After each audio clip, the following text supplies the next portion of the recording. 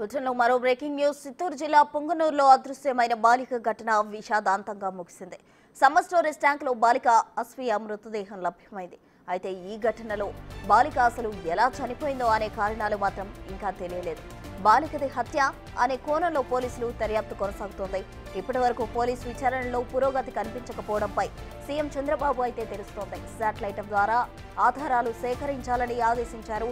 బాలిక మృతి కేసును వెంటనే ఛేదించాలని ఆదేశించారు.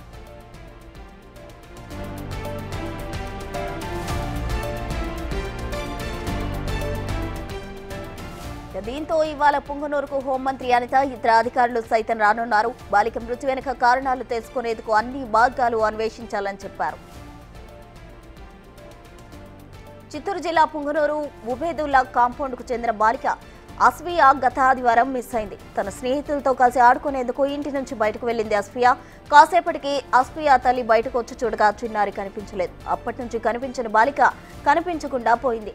దీనిపై తల్లిదండ్రులు పోలీసులకు ఫిర్యాదు చేశారు.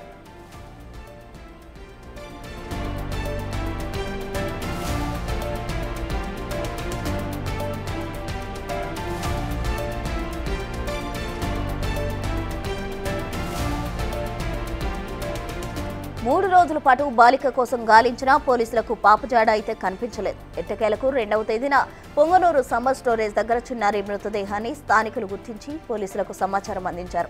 దీంతో వెంటనే సంఘటనా స్థలికి చేరుకున్న పోలీసులు ఆ మృతదేహం కనపడకుండా పోయిన చిన్నారి అస్ఫియాదేనని గుర్తించారు.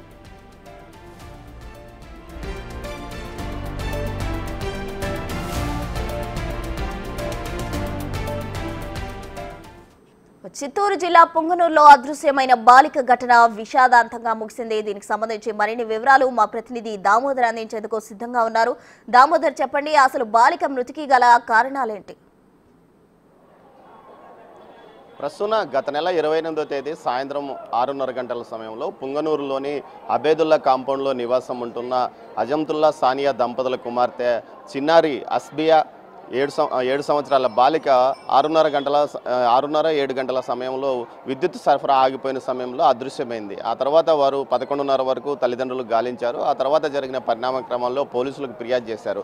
3 రోజుల పాటు చిత్తూరు జిల్లా ఎస్పీ మణికంఠన్ ఆధ్వర్యంలో 11 టీంలు, అటు పోలీస్ డ్యాగ్స్ టీమ్స్ ఈ విధంగా తనిఖీలు నిర్వహించినప్పటికీ ఎక్కడ అమ్మాయి ఆచూకీ లభించలేదు. కానీ పుంగనూరులోని సమ్మర్ స్టోరేజ్ ట్యాంకులో అమ్మాయి శవము ఏదైతే 2వ తేదీ బుధవారం తేలియాడుతుండడంతో స్థానికులు గుర్తించి వెంటనే పోలీసులకు సమాచారం ఇచ్చారు. పోలీసులు ఆ అమ్మాయి మృతదేహాన్ని వెలికి తీసి ఆ అమ్మాయి అస్ఫియాగా గుర్తించి వారి తల్లిదండ్రులకు సమాచారం ఇచ్చారు. అయితే 3 రోజుల పాటు 11 టీములు గాలించిన అమ్మాయి ఆచూకీ లభ్యం కాలేదు. ఆ తర్వాత ఆ అమ్మాయి మృతదేహాన్ని వెలికి తీసి పోస్ట్మార్టంకు పంపించారు. అయితే పోస్ట్మార్టం రిపోర్ట్లో అమ్మాయి శరీరం మీద ఎలాంటి ఆనవాళ్లు లేవు, ఆమెను చంపినట్లు కూడా గుర్తులు లేవని కూడా పోలీసు ఉన్నతాధికారులు చెప్తున్న నేపథ్యం. మరోవైపు ఆ అమ్మాయి మృతదేహంలోని శరీర భాగాలను కొన్ని తిరుపతిలోని ఫోరెన్సిక్ ల్యాబ్కు పంపించి మరింతగా లోతైన పరిశోధన కొనసాగిస్తున్నామని చెప్తున్నారు. అయితే ఇది రాజకీయ వివాదంగా మారిన నేపథ్యం. అస్ఫియా మృతి తర్వాత ఏదైతే పెద్ద సంఖ్యలో పుంగనూరు వాసుల ఆందోళన కూడా చేపట్టిన నేపథ్యం. ముఖ్యంగా ఈ విషయం మీద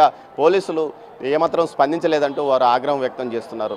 ఏదైతే అస్ఫియా తండ్రి అజంతుల్లా ఫైనాన్స్ వ్యాపారం చేస్తున్నాడు, అతనికి ఫైనాన్స్కు సంబంధించిన అతని ఫైనాన్స్ ద్వారా ఏదైనా ఇబ్బంది పడ్డవారు ఏమైనా చేశారా అన్న కోణంలో కూడా పోలీసులు దర్యాప్తు కొనసాగిస్తున్నారు. అయితే కొంతమంది పోలీసులు చెప్తున్న దాని ప్రకారం అజంతుల్లా పూర్తి స్థాయిలో తమకు సహకారం అందించలేదంటూ పోలీసు అధికారులు కొంత చెప్తున్న పరిస్థితి. అయితే తాజాగా ఈ విషయం మరింతగా రాజకీయ వివాదంగా మారిన నేపథ్యం. 9వ తేదీ అమ్మాయి కుటుంబ సభ్యులను పరామర్శించడానికి ఏపీ మాజీ సీఎం జగన్మోహన్ రెడ్డి ప్రత్యేకంగా రానున్నారు. అదేవిధంగా నిన్న ఏదైతే మాజీ మంత్రి పెద్దిరెడ్డి రామచంద్రారెడ్డి ఆ కుటుంబ సభ్యులను పరామర్శించి ప్రభుత్వము అమ్మాయి విషయంలో చాలా నిర్లక్ష్యంగా వ్యవహరించింది, పోలీసు అధికారులు ఉన్నతాధికారులు కూడా నిర్లక్ష్యంగా వ్యవహరించారని కూడా ఆగ్రహం వ్యక్తం చేశారు.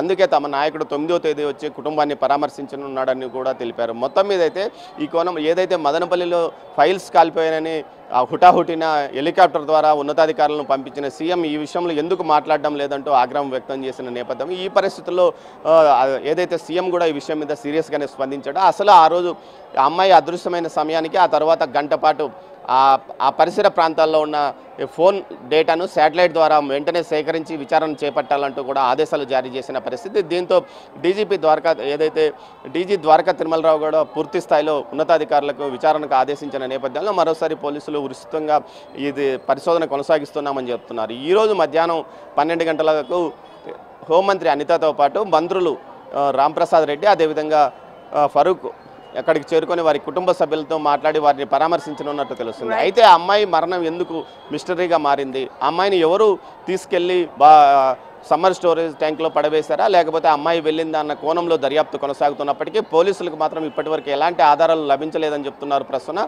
మొత్తం మీద ఈ కేసు ఒక మిస్టరీగా మారిన నేపథ్యంలో పోలీసు అధికారులు ఏ విధంగా చర్యలు తీసుకుంటారో. అయితే ఇప్పటికే రాజకీయ రంగు వివాదం పులుముకోవడంతో దీనిపైన సీఎంతో పాటు సీఎం సీరియస్ కావడంతో అధికారులు మరోసారి పునర్విచారణకు సిద్ధమవుతున్న పరిస్థితి పొంగనూరులో కనిపిస్తుంది. Right Damodar, thank you.